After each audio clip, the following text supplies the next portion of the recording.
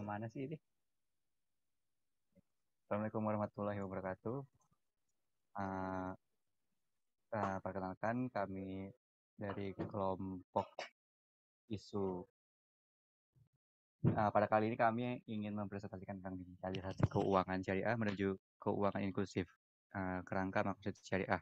Studi kasus aplikasi connected. Anggota kami beranggotakan Devar Alfian Bayhaqi dengan NIM belakang 33, saya sendiri Muhammad Nabriansyah dengan NIM belakang 14, Teguh Zadi Falza dengan NIM belakang 30, Nabila Ahmad Izzuddin dengan NIM belakang 21. Yang pertama adalah latar belakang. Ketidakmerataan akses terhadap perbankan di antara daerah perkotaan dan pedesaan menyebabkan rendahnya tingkat inklusi dan literasi keuangan.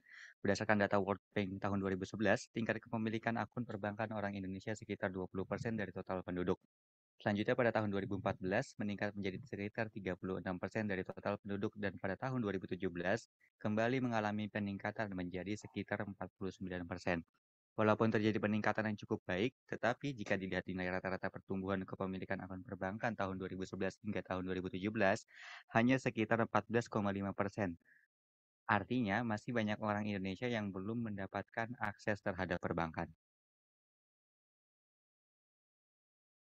Hal ini dikuatkan oleh penelitian Sarjana dan Nur Sehavia tahun 2016 bahwa faktor yang paling mempengaruhi tingkat inklusi keuangan di Indonesia yaitu aksesibilitas masyarakat terhadap perbankan, sedangkan indikator availabilitas dan pengguna tidak begitu berpengaruh. Pada tahun 2016, OJK membuat survei terkait inklusi dan literasi keuangan Indonesia, dan hasilnya 29,66% tingkat literasi keuangan dan 67,82% tingkat inklusi keuangan masyarakat Indonesia. Tapi hasil ini merupakan keseluruhan dari semua. Baik, selanjutnya, data tersebut membuktikan bahwa literasi dan tingkat inklusi keuangan syariah masih sangat rendah. Maka dari itu, perlu ada pendekatan khusus agar masyarakat mengetahui produk dan layanan keuangan syariah.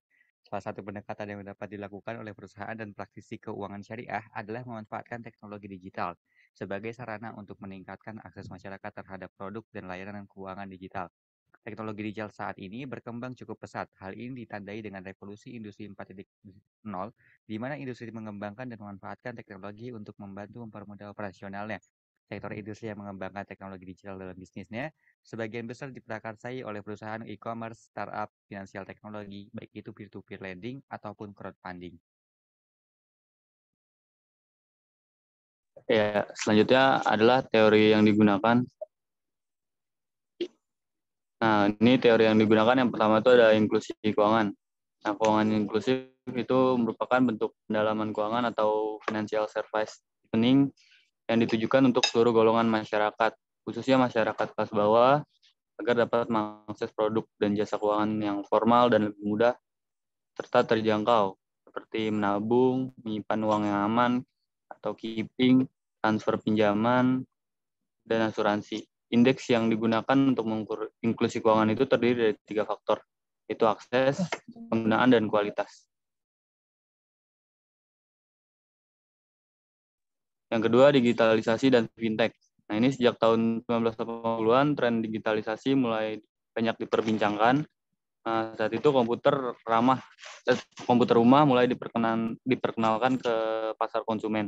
Hal ini membuat informasi semakin terbuka dan konsumen dapat dengan mudah mengakses isu-isu terbaru. Digitalisasi membuat tidak adanya hambatan dalam memperoleh informasi-informasi yang memberikan ruang yang lebih banyak untuk kebebasan berinteraksi dengan berbagai pihak tanpa memandang ruang dan waktu. Ini dari Koiranen, Rasanen, dan Sodegaard tahun 2010. Digitalisasi adalah peluang bagi perusahaan dan organisasi untuk meningkatkan aktivitas bisnis mereka. Di era digitalisasi dan otomatisasi, banyak pekerjaan kantor dapat diproduksi lebih efisien dengan biaya rendah. Digitalisasi dapat dilihat sebagai peluang untuk meningkatkan hubungan pelanggan, proses bisnis, menciptakan dan mengadaptasi model bisnis baru. Selanjutnya,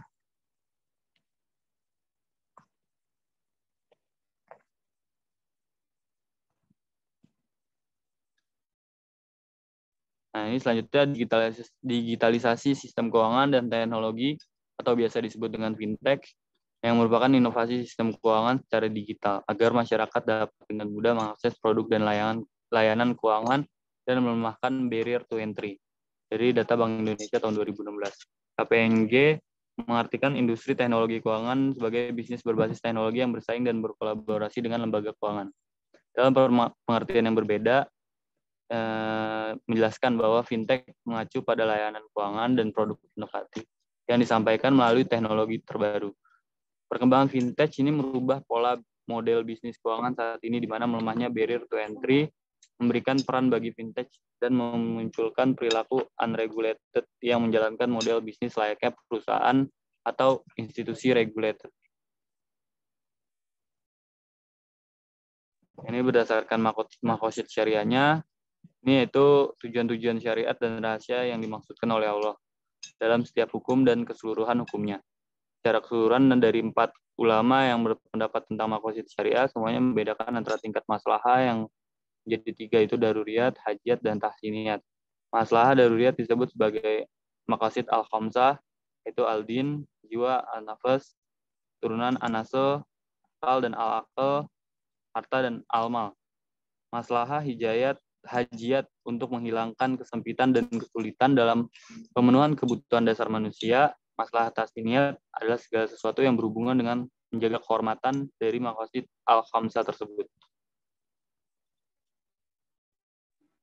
Selanjutnya, metode yang digunakan.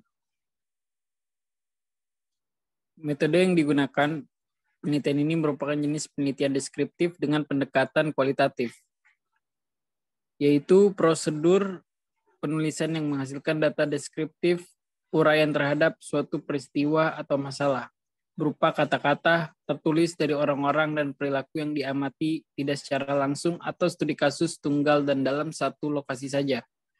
Paradigma kualitatif menekankan pada pemahaman mengenai masalah-masalah dalam kehidupan sosial berdasarkan kondisi realitas atau natural setting yang holistis, kompleks dan rinci. Jenis data yang digunakan dalam penulisan ini adalah data sekunder. Data sekunder yaitu sumber data penulisan yang diperoleh secara tidak langsung melalui media perantara atau diperoleh dan dicatat oleh pihak lain. Data sekunder umumnya berupa bukti, catatan, atau laporan historis yang telah tersusun dalam arsip atau data dokumenter, baik yang dipublikasikan maupun tidak dipublikasikan.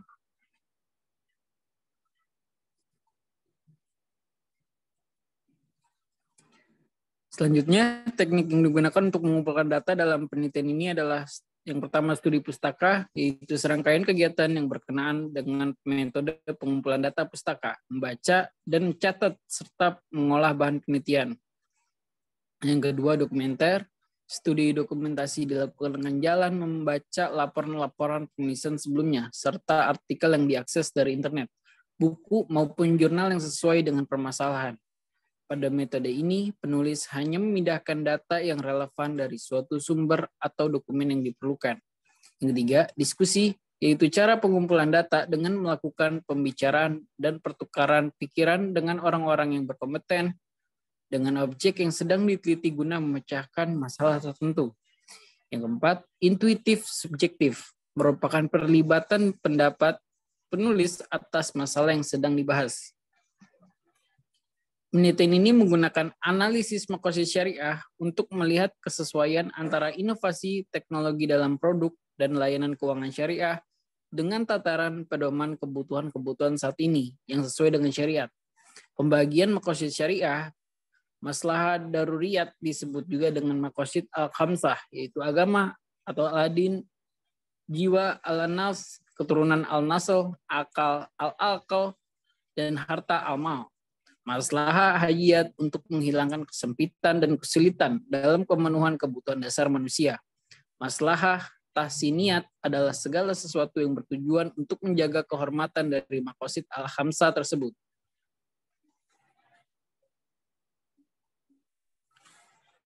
Oke, selanjutnya ada hasil dan kesimpulan.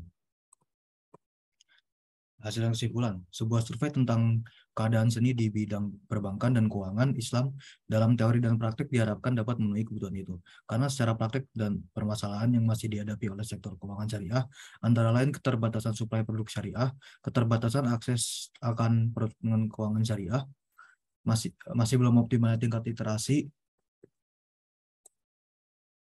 keuangan syariah dan tingkat utilitas produk keuangan syariah, keterbatasan sumber daya manusia, perlunya optimalisasi koordinasi dengan para pemangku kepentingan, serta perlunya kebijakan jasa keuangan yang selaras. Kesesuaian 20 faktor connected dalam makasih syariah ada 5, yaitu agama, jiwa, keturunan, akal, dan harta. Di sini ada tabel yang menunjukkan fitur connected yang berhubungan dengan makosid syariah. Lalu implikasi aplikasi connected terhadap keuangan syariah itu yang pertama mendukung peningkatan inklusi keuangan syariah, yang kedua meningkatkan literasi keuangan dan digitalisasi layanan produk keuangan syariah, yang ketiga meningkatkan pasar-pasar keuangan syariah, yang keempat mendukung program pemerintah gerakan nasional tunai, dan kelima mendukung kebutuhan-kebutuhan halal sesuai dengan makosid syariah. Sekian dari kelompok kami, kurang lebih yang mohon maaf. Wabillahi taufiq wal hidayah. Wassalamualaikum warahmatullahi wabarakatuh.